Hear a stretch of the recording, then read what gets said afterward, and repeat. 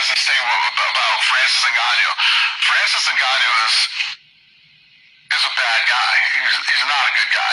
He plays the whole, I don't understand the language, and he tries to come off like a fucking nice guy, you know what I mean? And people go, the language barrier probably. No, there's no fucking language barrier with this guy.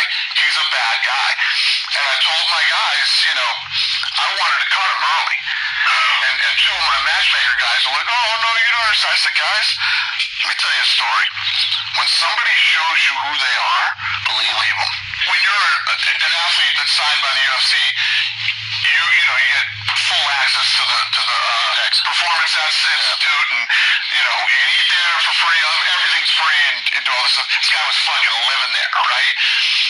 And he had just fought, and he comes up to my office, and he's in the hallway or whatever, hanging out, and I said, come on, what's going on? And he was pissed off that he didn't get a $50,000 bonus in his last fight, that he didn't get the bonus of the night. And I said, well, Francis, you didn't get it because this, that. And he's in my office and he's arguing with me.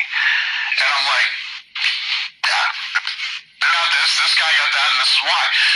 So the conversation's over, I'm starting to leave, and he grabs me by my shirt. Fuck. And like pushes me back in my office, and I said, dude, get your fucking hands off me. Then my guy Hunter, they were talking about something. It might even have been the same thing. And when Hunter started to walk away, Francis grabbed him by the fucking back of his collar and fucking pulled him back talking yet. Wow. Yeah. So there's a lot that went into your dissolved relationship. Oh, yeah. So this guy's not a good fucking guy. He's a bad guy. Okay, so with the flip of the same one-sided coin, okay, Dana, if that's the case, people show you who they really are, then what does it say about you, Dana, based off the fact that you have a history of being accused by just several people, including former fighters and even current fighters, of you basically beating fighters out of a lot of money and not properly paying them? This isn't a rumor. You have multiple lawsuits against you for unfair wages and guaranteed promises of bonuses and all this stuff. This might be what he was talking about. Now I respect Francis Ngannou even more because he stood up to Dana White. He went to his office and went straight to him because he felt that the math wasn't mathing. So now we understand why Dana White had an end for him, because he stood up to him and he stood up for himself. Now, there's going to be people that's going to say this and that about him.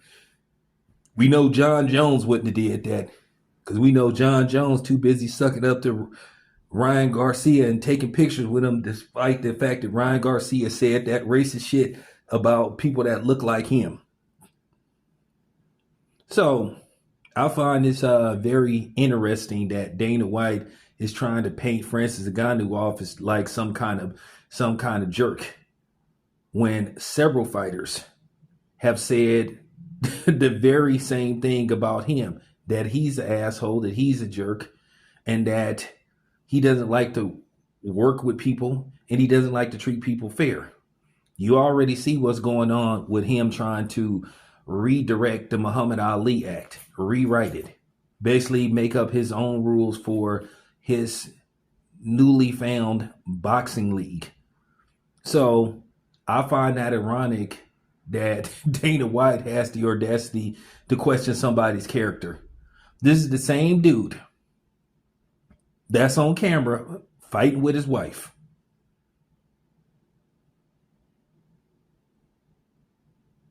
Now, despite the fact that she threw the first punch, but you know how people, change the narrative depending on who it is. Some people would still find that questionable. But I'm just saying. So the same way you were trying to question Francis Ngannou's so-called questionable character, what about you, Dana? I mean, it is what it is. Ironically, your last name is White. Self-explanatory. Bars. Anyway, it's your boy Tail. I'm out.